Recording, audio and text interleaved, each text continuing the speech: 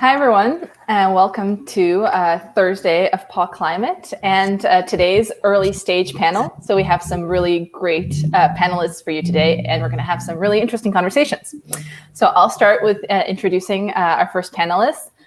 Michel is the co-founder of the Green Leadership Trust, a coalition of the people of color and indigenous board members of U.S. environmental organizations. He is the managing director of the nonprofit Reflective Earth, chairman of Cooler Inc., the Climate Change API, and author of Lean Startups for Social Change, The Revolutionary Path to Big Impact. Welcome, Michel. Hello. Our next panelist is Diego Saez Gil, who is the co-founder and CEO of Pachama, a company focused on restoring forests to solve climate change. Prior to Pachama, Diego founded BlueSmart and We Hostels. Diego was recently awarded MIT 35 Under 35 Award and was selected High Impact Entrepreneur by Endeavor. Yeah, thanks, Sasha. I'd like to introduce our other two panelists. Next up, we have Elizabeth Nieko. Elizabeth, good to see you. Elizabeth is the founder and CEO of Modularity Grid, which is a startup that works on improving performance of mini grids in areas where extending national grids is too expensive.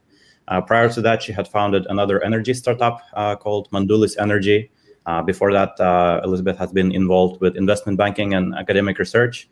And Elizabeth, if I'm not mistaken, you said that you started with a degree actually in clinical medicine and jumped from there into this. Yeah, really incredible transition. Thank you for joining this space. And our final panelist is Sierra Peterson. Sierra is a climate tech VC currently. Currently, she's getting a fund called Voyager VC off the ground. Prior to that, Sierra had been doing more climate tech VC work and generally has been involved in market-driven climate protection since 2005, both in the private and public sector, including with the International Energy Agency and the Obama-era White House Office of Energy and Climate Change. And she's also been involved in clean energy and climate fintech startups. So we have a number of topics that we want to talk to our panelists about, but we'll also be taking questions from the audience. So please submit questions on Hopin, and we'll alternate between topics that we had in mind and topics that you, the audience, have in mind. Sasha, would you like to begin? Oh, actually, yeah. I guess I'll begin. So let's start with a question to all of our panelists. I think a question that's probably on everybody's mind in the audience is when an ML professional comes into an early stage climate startup, I guess what differences they might expect in the kind of work they will be doing compared to working at the big non-climate ML players. Maybe Diego, would you like to offer your perspective first on this? Oh, Diego, you're muted.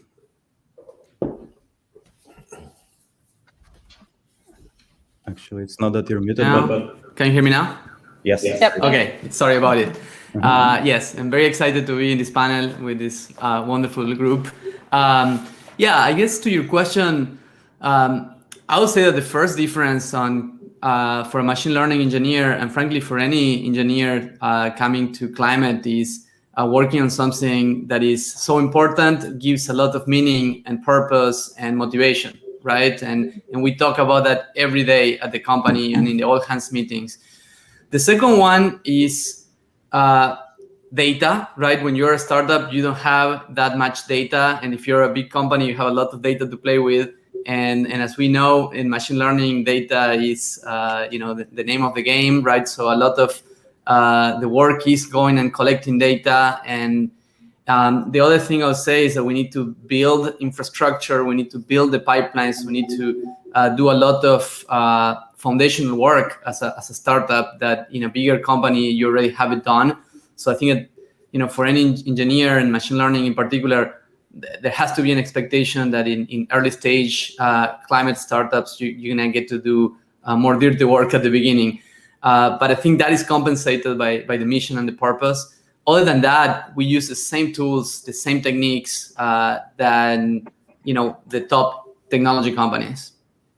Yeah, I can actually confirm that having spent a month consulting with Pachama, like literally the same stack as other data startups, except like you're working on something that actually matters. Yeah, what do our other panelists think about this topic?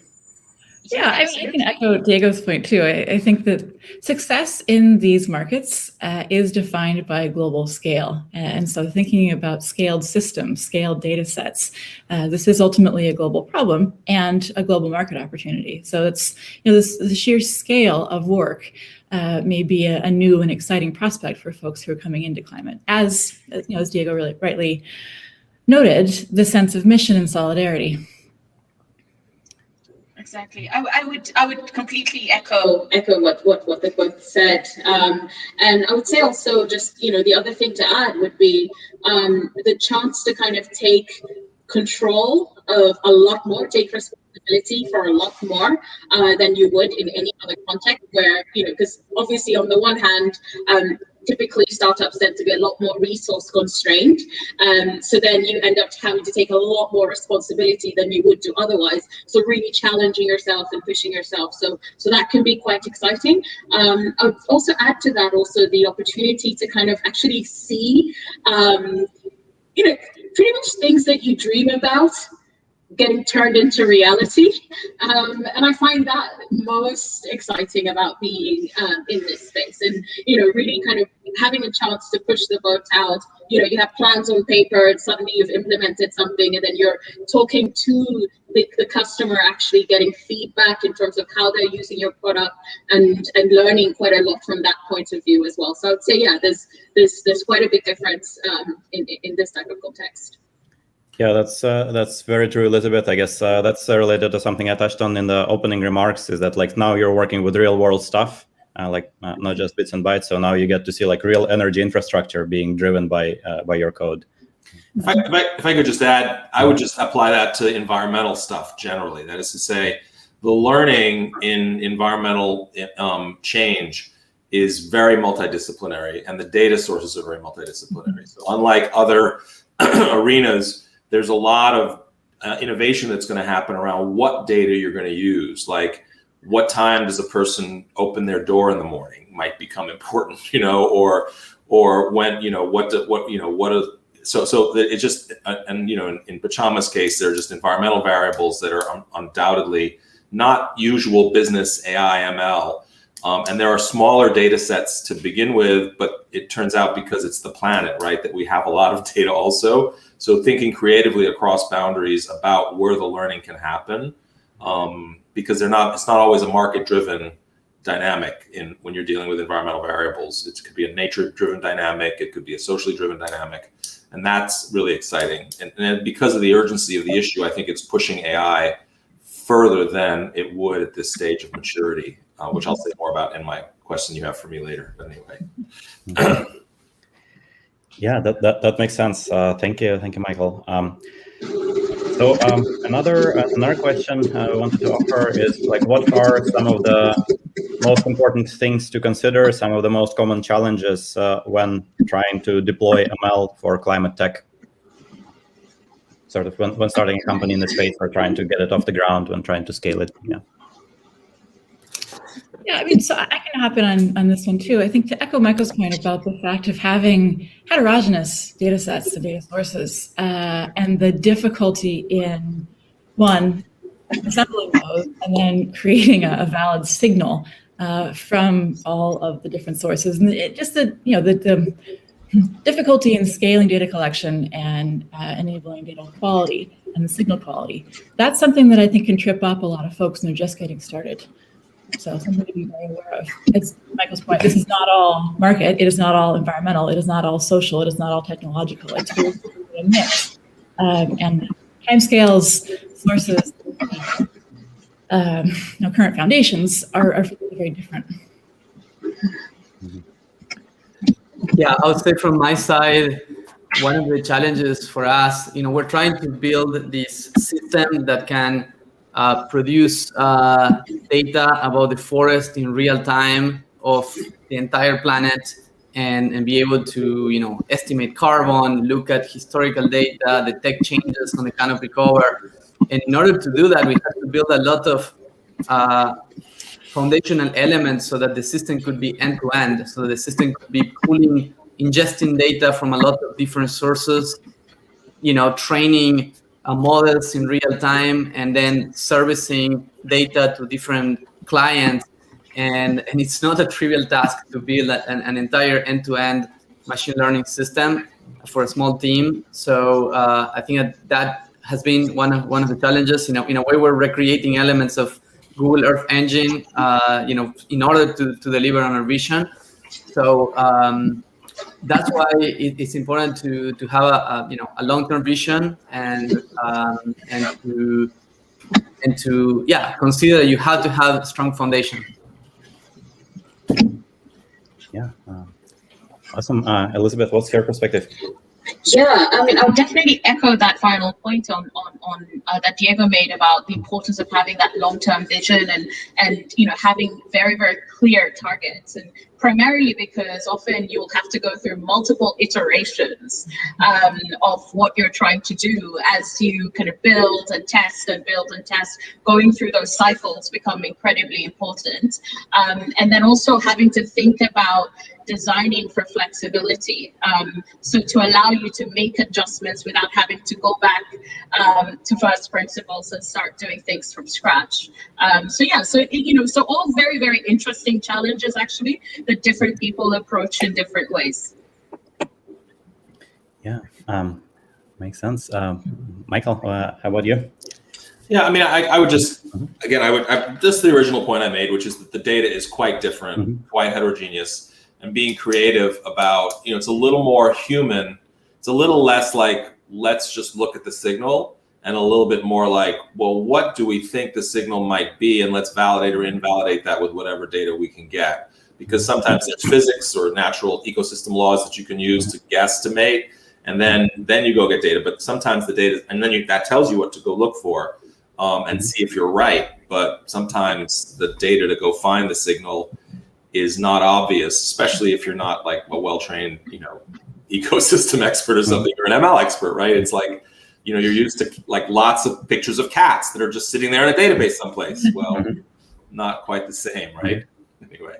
Yeah, sounds like there's basically a lot larger role to be played by domain expertise, like knowing where to find the domain-specific data sets, like knowing how to make sure that your model is, consistent with the inviolable rules of the domain, and so on. That's a great way to describe the challenge, right? I mean, one of my favorite ways of describing a great team is that it operates at the intersection of domain and development, right? And I think in the ML world, there's a heavier bias towards the data just informing us as opposed to the expertise informing us. And because it's so much newness here, you've got to go back to that a little bit and understand that even with an ML expertise, you're going to need to bring a domain piece to how you deploy it to be efficient.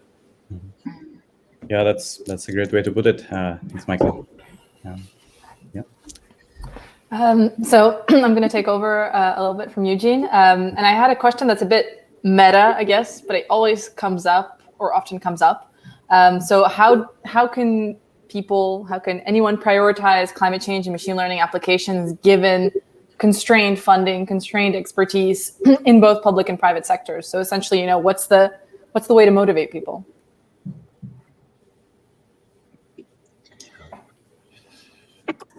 Yeah, fake it till you make it. Fake it till you make it. That's a good one, yeah. Meaning, just do things. Or what we call in this lean startup world the concierge approach, right? Do things, at the scale that you can afford to manually, where you get the granularity, you get your fingers dirty, right? Knowing that AI and ML can jump in, will be there when you have the resources and the scale or the right amount of data. But pretend you do until you actually do.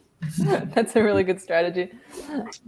Yeah, what I would say is that I've been amazed to see in the last 2 years the increase in funding for climate technology startups. And it's just wonderful to see that now you can start a company with a mission of solving climate change and raise real funding, and then go and hiring engineers offering the same salary that any other technology startup, right? So I think that 3-4 years ago, it was a little bit of a risk that you had to take, if you felt called to work on climate. But now it's becoming less and less risky, I think, for engineers and for anybody, because again, salaries are the same. Companies are raising money from the best investors in the world, right? So now you don't have an excuse. If you want to work on climate, you can. Sierra, and where is this money coming from, or where is this revelation coming from? Yeah, I mean, I think it's a function of several forces, and I can attest to the fact that there was, an initial wave of interest in both building and financing climate-focused startups about 10 years ago. I was part of that. I've been working in climate tech, clean tech, climate markets for the past 16 years.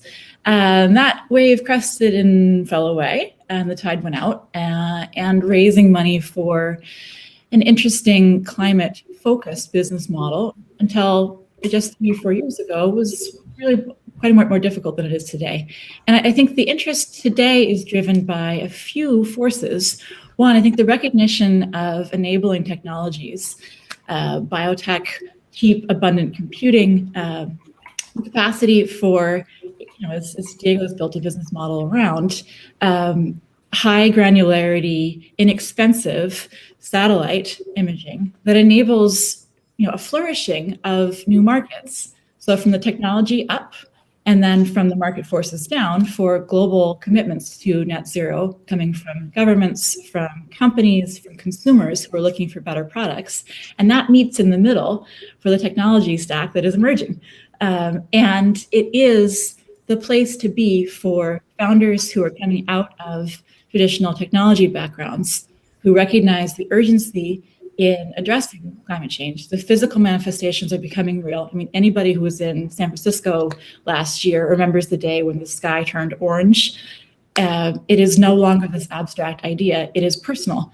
And I think that is something that is extremely motivating for people, one. And two, the opportunity in global decarbonization is revealing itself as well, as we see billion-dollar companies created that are premised on decarbonizing traditional products and services, and also creating new markets and better products and services. So it's, I think it's, trickling up in some ways, where we have large pension funds, public markets investors pouring money into ESG tagged investments, and coming down too from government mandates in an overall systemic financial system decarbonization.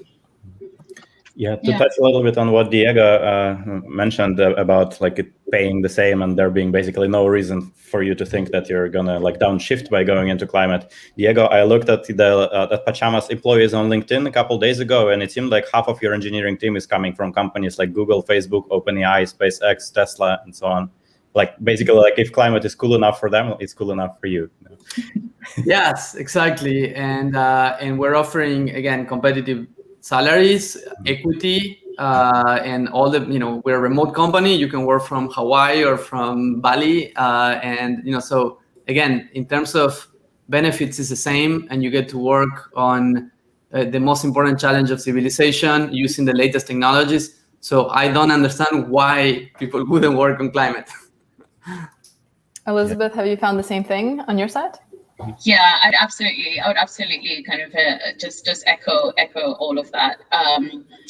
It's and also add that this is a chance for you to solve kind of real world problems, and whereas you can say, okay, climate, even from the perspective of our customers, for example, and you look at the energy sector, it's no longer, it actually makes business sense to make that shift. So rather than, let's say, spending far more on diesel or fossil fuels to generate energy in a place, let's say, where there's no grid. So typically our customers are companies that are setting up energy infrastructure in places where there's no electricity infrastructure before. So they're having to do everything from the ground up. So one way to do that is to just go old school and say, I'm just going to buy some diesel generators, fire them up. But then that means that you're going to have to factor in the fact that you're going to have to go collect fuel, bring it to the site, so that transportation element, the cost of the fuel itself, versus a scenario where, let's say, you have solar panels and batteries. So the gap there, where you could really bring down the sort of cost of running your power plant. So we are seeing that off-grid electrification, a lot of energy providers are opting, because it makes business sense, to shift to renewables. However, the gap or what is holding most of them back tends to be more around the sort of complexity that it brings with it. And then also other challenges around things like access to other types of infrastructure. So connectivity in rural areas isn't so great. So if you have a solution that would require access to the internet, then yeah, not so easy to deploy in a place that's completely off-grid and you're building infrastructure from scratch. So it's kind of one of those scenarios where there's kind of multiple challenges to solve, and you're getting a chance to look at things in a sort of 360-degree way. So on the one hand, we have to think about, okay, here's the software that we're offering our clients, but how are they going to be able to get the best connectivity solution? You know, do we look at satellites that are offering connectivity? And those, you know, again, just because of the way everything, you know, kind of trends in other industries, the satellite industry is going, that is now becoming an option. So yeah, so it makes for some really exciting opportunities to work on connecting the dots in new ways. And I think that's probably what makes it most exciting.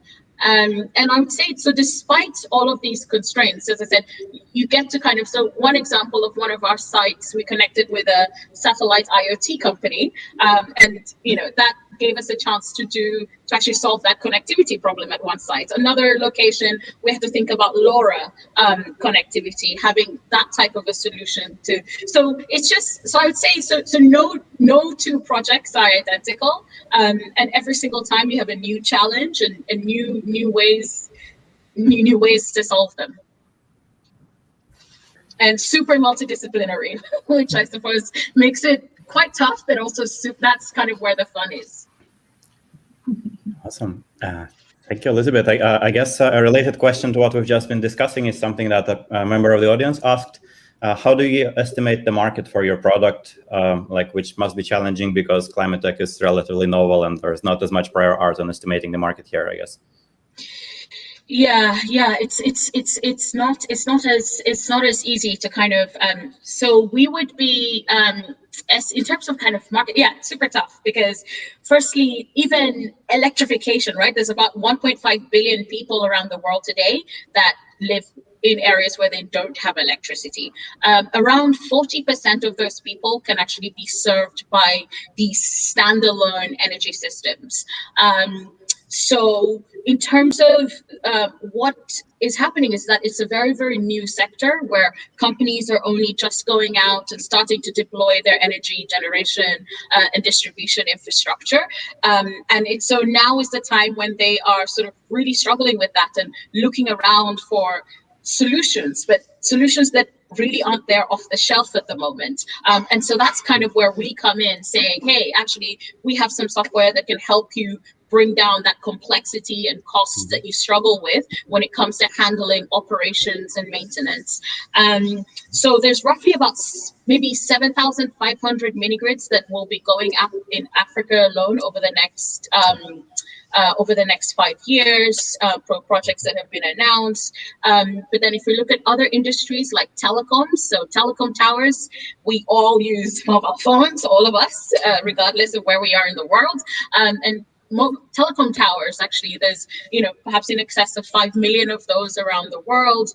And every single one of those has an independent power system that kind of acts as a kind of backup power source. And right now, those are diesel, fossil fuel typically. And this is an opportunity for those to also shift to solar so all of that also opens up opportunities for us. Mm-hmm. Mm-hmm. I can offer a bit of context as well, in running a venture capital fund, how we underwrite emerging technology companies in climate tech and how we think about, obviously the total addressable market, but then what can we, better estimate a potential commercialization pathway looking like in the lifetime of the fund, so 10 years.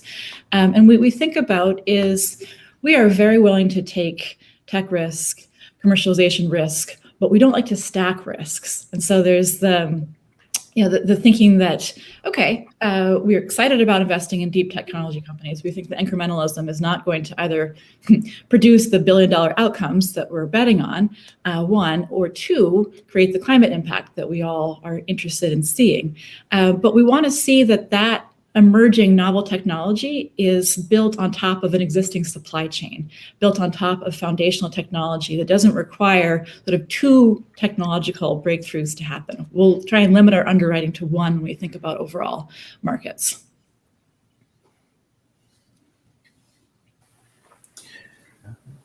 Thank you. Thank you, I Sarah.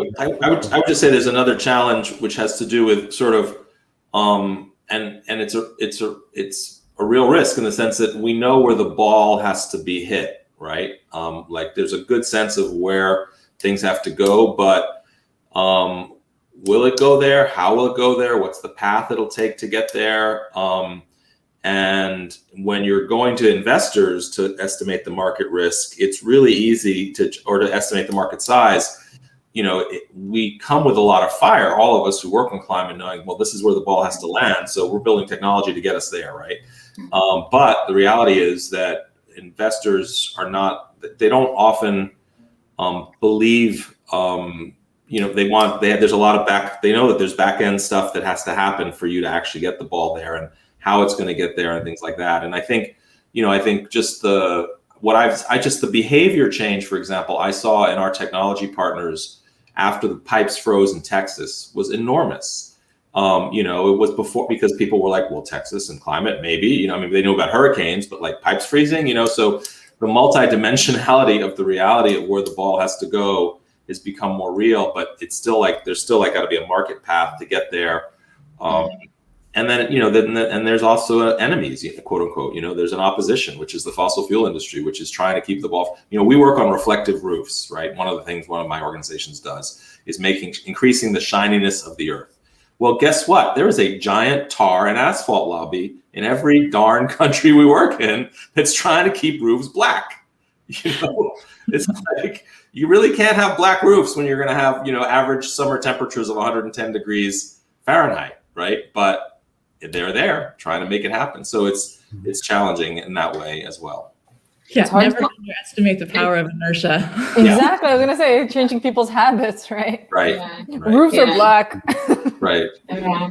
And part of what people can, what a lot of startups think about also is kind of developing dual use technologies.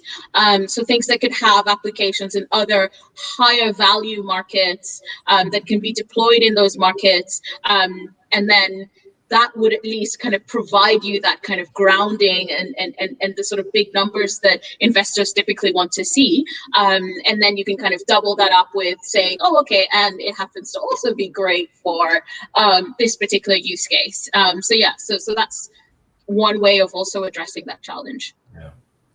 I would say let's not also ignore the historical moment we're in, right? I mean, there are lessons from this pandemic that clearly investors have learned and have paid off very well for a lot of people. Climate change is like a sometimes fast moving, but certainly a slow moving pandemic. And unfortunately, the vaccines are things like infrastructure and sequestration and other things that take decades at least to change. Now there may be step functions that happen as we move forward in this, and being ready for some of those, just the way there was step function with food delivery, right? I mean, that you can, again, where's the ball going? Who's going to believe you that the ball's getting there? Things like that are all relevant. Yeah, and I guess COVID probably taught investors that maybe you do have to prepare for shocks after all. Like, here's what happened in the shock. Yeah. Like investors are really starting to care about climate risk. It seems like there is regulation popping up all over the world, basically forcing banks to estimate these risks, and banks in turn will exert pressure on the companies they're funding to have lower risk. Our next question is going to be for Sierra. Sierra, as a VC, can you offer your perspective, I guess, on what are some of the challenges of balancing climate change impact versus business pressures? Sure. Well, I think we don't see it as an either or. We see decarbonization as the investment opportunity. And to what you were just mentioning in terms of enabling an illustration of embedded climate risk throughout the financial system, I think it's a huge opportunity, in particular relevant to our conversation today in terms of machine learning applications. That's an example of a service where the illustration of climate impact and the pricing of the value of decarbonization is very much aligned with the company's revenue model. So I'm excited about investing in companies that are building those business models where decarbonization is the unit of success, and it's also the basis for revenue. One example of this is what we see with Stripe pioneering. It's particularly obvious in terms of the companies that they are backing in negative emissions technologies are actually selling just that. The price per ton of carbon sequestered, removed, is exactly the business model that's emerging. So that's, I think when you think of the confluence, that's a very good example of climate impact being directly tied with overall revenue, being tied with global scale. I mean, we're not looking to back companies that are going to be incremental. We want to invest in companies where the climate impact drives profitability, drives climate impact, where it is mutually reinforcing. So I guess maybe another way to ask this question is, out of all the stuff we need to do to solve climate, like how much would you say has the property of like climate impact coinciding with profitability? Is there much that where these are still at odds, or are we good? I mean, not in our investment thesis. I think again, this is the decade of decarbonization is upon us, driven again by corporate commitments to net zero, to decarbonizing their supply chains, scope 1, 2, and 3, and by commitments from governments around the world. I mean, more than half the world's emissions are now subject to some sort of net zero commitment, the details of which remain to be worked out. Let's be totally honest here. It's not just going to happen one day. Everyone's going to say, "Oh, wow, our net zero commitment's happening tomorrow in 2050 and it's 2049. Like, what do you got?" This is a slow moving process, to Michael's point, that the infrastructure investment opportunity and the overall global scale of these markets is obvious. So we have this rush of investment interest from generalist tech investors who recognize the scale of the opportunity, the timing of the opportunity, the foundational technologies enabling success, and the fact that motivated technological leaders are coming into the space, including companies. I mean, I think it's a perfect confluence to create real impact and massively profitable businesses right now. Makes sense. Yeah. Thank you, Sierra. Your optimism about this is infectious and clearly backed by decades in the industry. About this. Yeah. I believe it. Yeah. So what areas of climate tech are you personally most excited about as an investor? I guess especially like areas where ML could play a role. Ideally. Yeah. So I am launching a fund with a partner called Voyager Ventures, and we invest across the climate spectrum. And we are a two-person partnership. My partner is a real technologist. She's created billion-dollar car-sharing company, has been instrumental in launching the sector in sustainable transport, and has a background in biotech as well. She's one of the founding business directors of the world's first lab-grown leather company. I am a markets person. I have always liked thinking about markets. I've always liked thinking about financial incentive alignment and dynamic systems. I got my start as an economist thinking about carbon market design, as you mentioned, Eugene, with the International Energy Agency and with the White House Office of Energy and Climate Change, when we were responsible for designing cap and trade, carbon tax. So I like thinking about markets. Specific to what I'm excited about investing in with relevance to machine learning, there are really three areas that I am looking for right now. One is technology that better illustrates the physical risk that is present in the climate system today in a way that can swiftly shift financial systems. So this can present itself in a better illustration of future climate risk, flooding, extreme weather, fire risk, that can enable better recognition among financial actors of fire insurance premiums, for example. Also, as Eugene, you pointed out, I think there is a regulated shift to recognizing and better pricing the damages associated with and the embedded risk associated with fossil fuel assets and emissions intensive assets and services that manifests itself in better underwriting of transitional risk. So if we have a carbon price of $50 a ton, $100 a ton, what does that look like for a portfolio of assets? So that's one. Two, to Michael's point about the time involved in accelerating or in shifting our atmospheric stock of carbon and the infrastructure involved here, I'm interested in companies and technologies that create that step function in underwriting for infrastructure.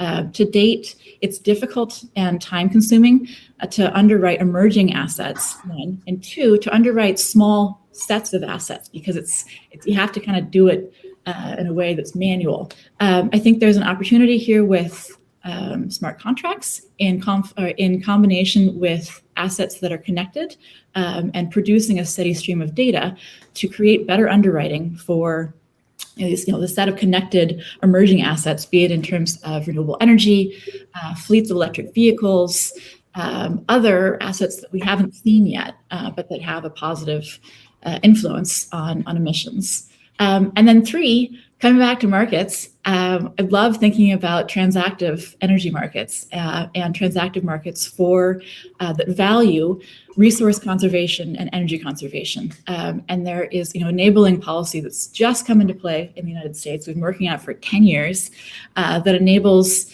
a better pricing of, for example, energy conservation at times of peak demand in the wholesale power markets. So I'm interested in talking with companies and looking at companies that enable a better validation and valuation of avoided resource use, be it in terms of water, food, carbon, and electricity in a transactive setting. So overall, making a market that's more efficient, more robust, and ultimately decarbonized. So that's a lot, but I'm always happy to talk about it.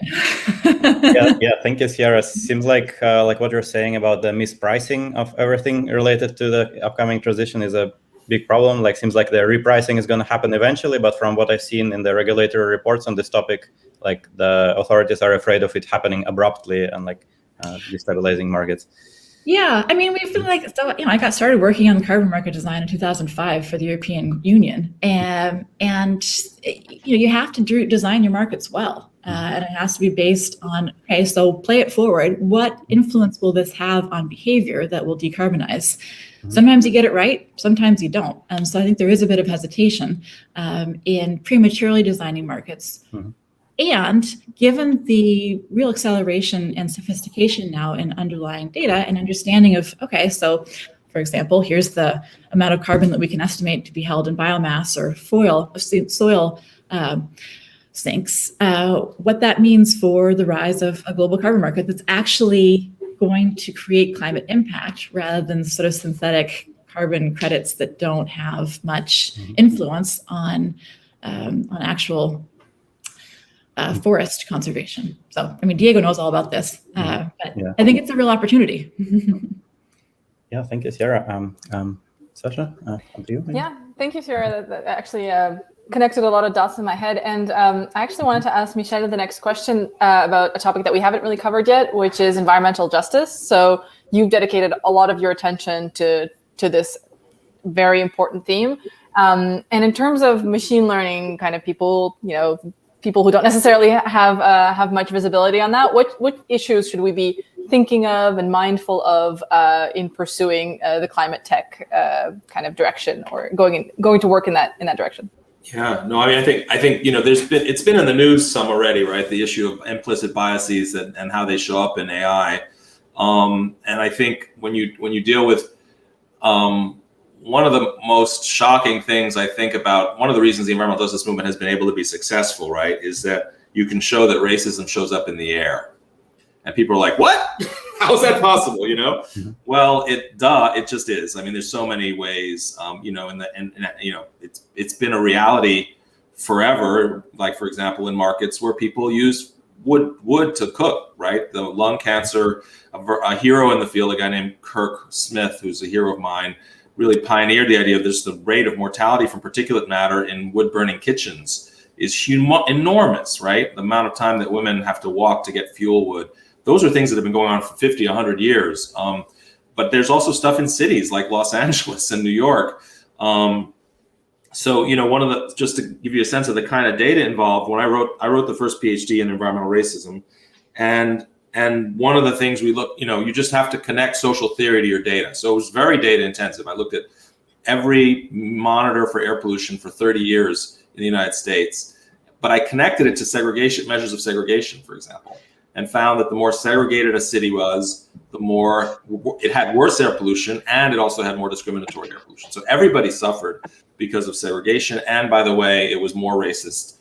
The way people suffered in those communities was more racist as a result. So a double-edged sword. And I think in general, when you're looking at data, looking at social data and looking at the way biases, first of all, having a theory as to what you should be looking at, beyond just like the raw environmental data, but understanding the social factors that contribute to that. For all I know, microgrids the success or failure of it may well be tied to, in Africa, may well be tied to the distance people have to go to get fuel wood. I mean, those are things that are really, that connect, right, at a real level in terms of how people cook and live and things like that. So I'd say that just paying very close attention to the biases and finding ways to measure them, and also finding ways to surface them in the data. There's no shortage often if you just take a deep breath and understand the human variables attached to the environmental variables or the energy variables or the climate variables that you're looking at. That's really, really profound. Thank you. Yeah, thank you, Michael. Next question to you, Elizabeth. So I think you touched on this a little bit, but could you expand on what are some of the interesting technology challenges that Modularity Grid is working on? I remember you talked to me about it some time ago, and it was fascinating. Can you please share it with our audience? Yeah, sure. So in terms of, the challenges that we face are the challenges that we're working on. I guess if somebody comes into your company for the sake of working on interesting technology problems, as a machine learning professional, how can you sort of entice them? Fantastic. So I think one of the most exciting things about working on energy systems is that it's typically a domain where people don't, it's not super multidisciplinary in that sense. And we're trying to solve this issue of off-grid electrification in a very, very multidisciplinary way. So first of all, typically what happens when our typical customers are energy providers that set up these small things called mini grids or microgrids, so small scale energy generation, storage, and distribution systems. So they'll go to a village that has never had electricity before, set up a battery, put in some solar panels, and connect up the house and have everything running. Now imagine that's one location. So now imagine that they then go, great, everything is off the shelf. Why don't we do this 100 times in 100 different locations?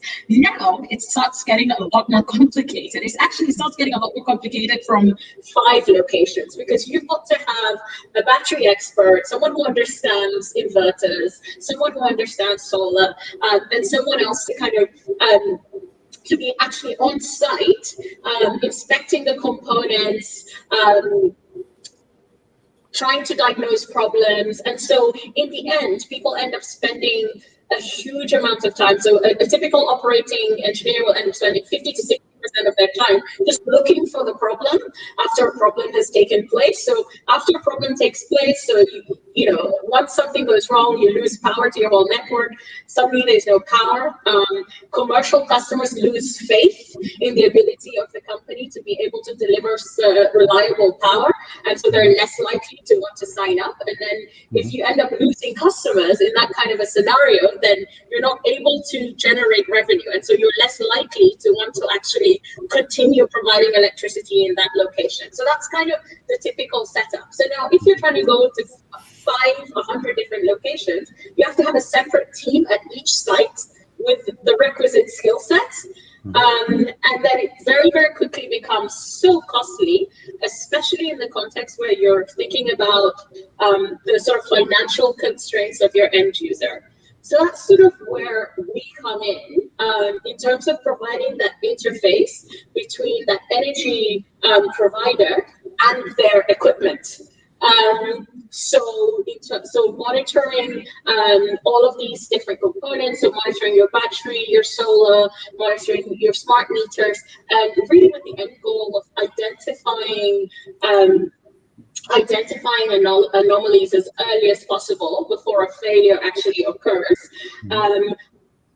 Thinking about the condition of these components, thinking about the health of these components, thinking about the performance of these components. So this, you collect lots of different data, different types of parameters that you need to think about that could actually impact, any given thing that you might be looking at. So, so that's sort of the core challenge of what we're looking at. And then in terms of adoption, this is probably one of the few kind of contexts, because typically the energy sector is not known for being first to adopt anything new, just because typically the costs associated with their infrastructure is high, and so there's that big barrier anyway for competitors. So there's not a lot of competitors that can kind of flood in. But in this particular context, it's a little bit different, where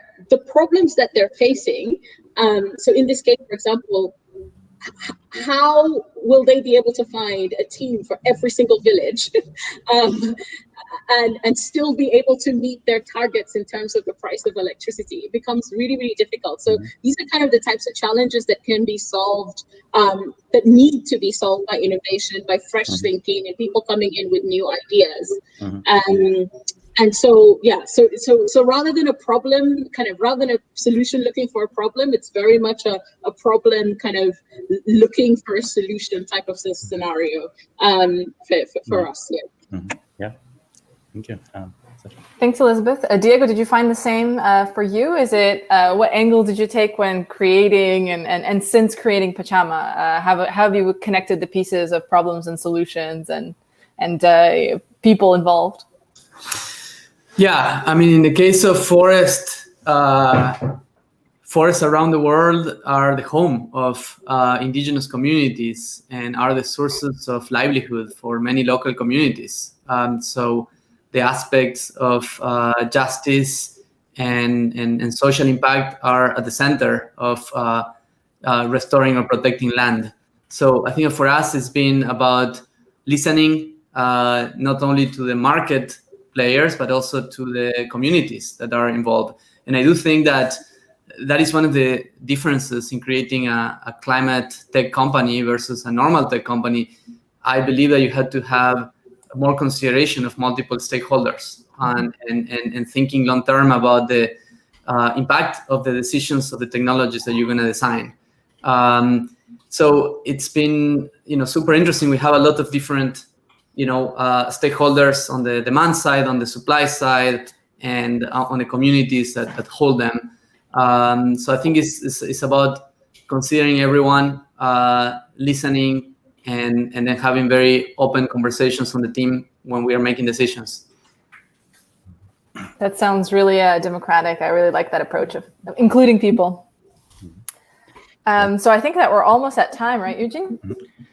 Yeah, we're almost at time. So this was an excellent conversation. I mean, I've talked to all of you in the past and really enjoyed the vibe, and here is just amplified even more when everybody's in the same room. This was great. I hope that the people in the audience are feeling the same and come out of this really energized to go find their place in climate. Yeah, thank you so much for joining us today. And thank you for the inspiration. Yeah, thank you guys. Work with you all in the future. Yes, definitely. Take care, everyone. Bye-bye. Bye, everyone.